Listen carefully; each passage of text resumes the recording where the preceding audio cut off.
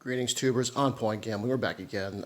This time, we're going to do just a straight iron cross. I know last video I showed you a regress version of the iron cross, and I figured, well, I did briefly touch on how to play the iron cross in its basic form.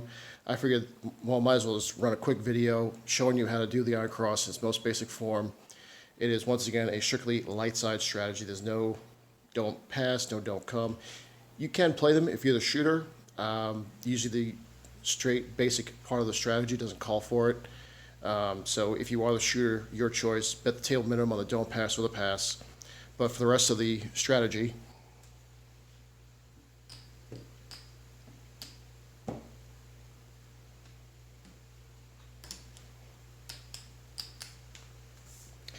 involves 2 units on the 5, 6, and 8, 1 unit in the field. Once again, it's a $5 table with a $200 bankroll. So we have $10 on the 5, 12 each on the 6 and the 8, 5 in the field.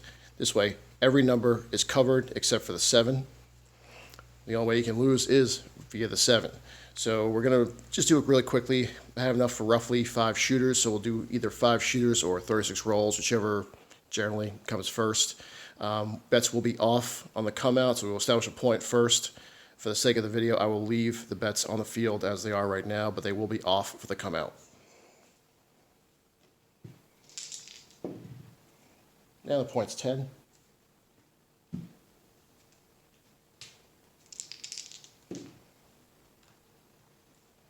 $5. So the 5 pays 14, but you do lose the field bet, so you net $9.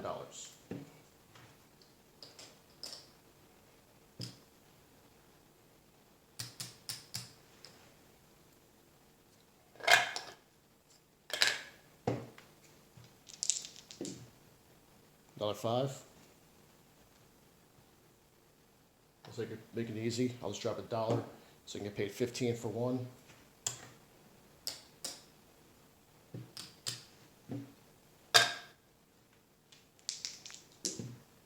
$9. That's just a straight pay in the fields.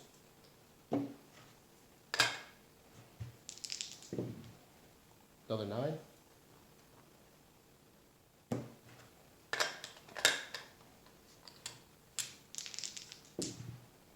$3.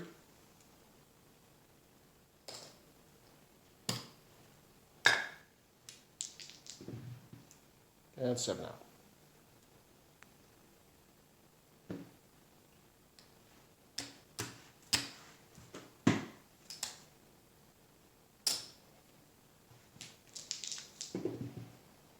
$5 is the point.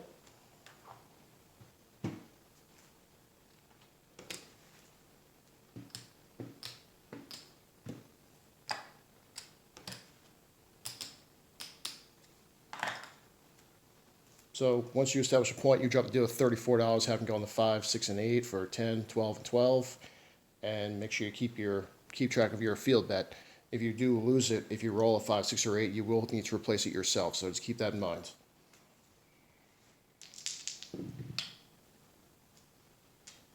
That was a hard 10.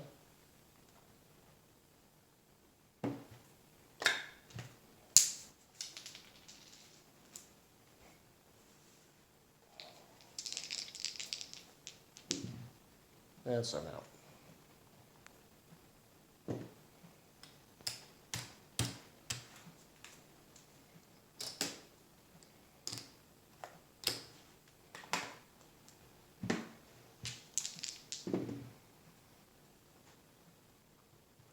Point is 10 again.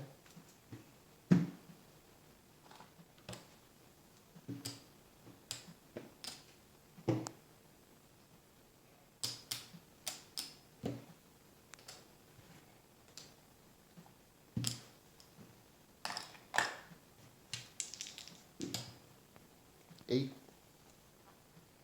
So the 8 pays 14, minus the 5 in the field is 9. Drop $1, make it 10.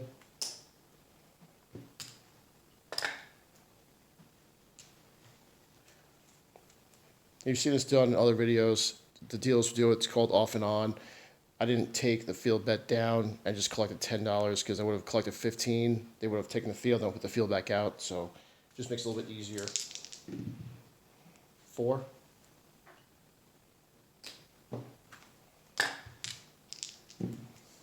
5.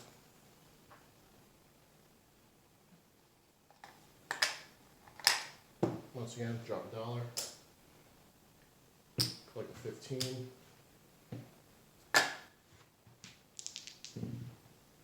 And 7 out.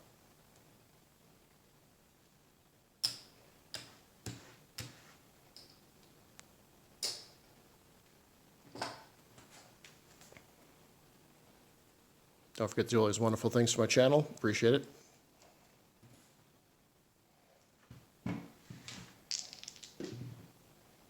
Now at 11.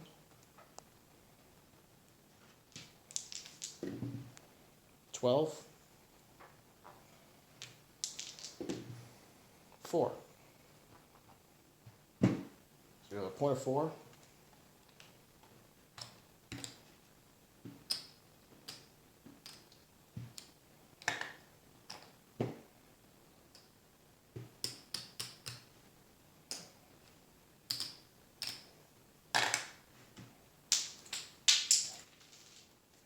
Can't keep the dice on the table today. 11. It's good for paying the fields. 5. So once again, we'll drop a dollar to collect 10. 7 out.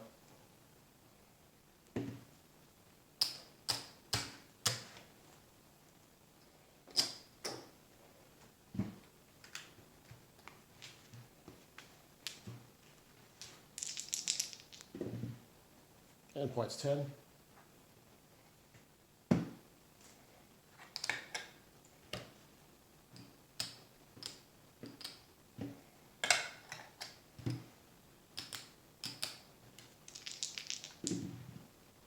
And 7 out. Well, that was quick.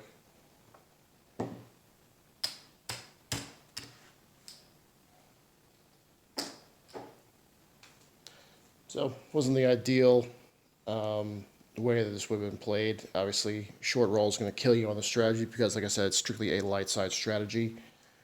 We did start with 200. We've got 5 left in the bankroll.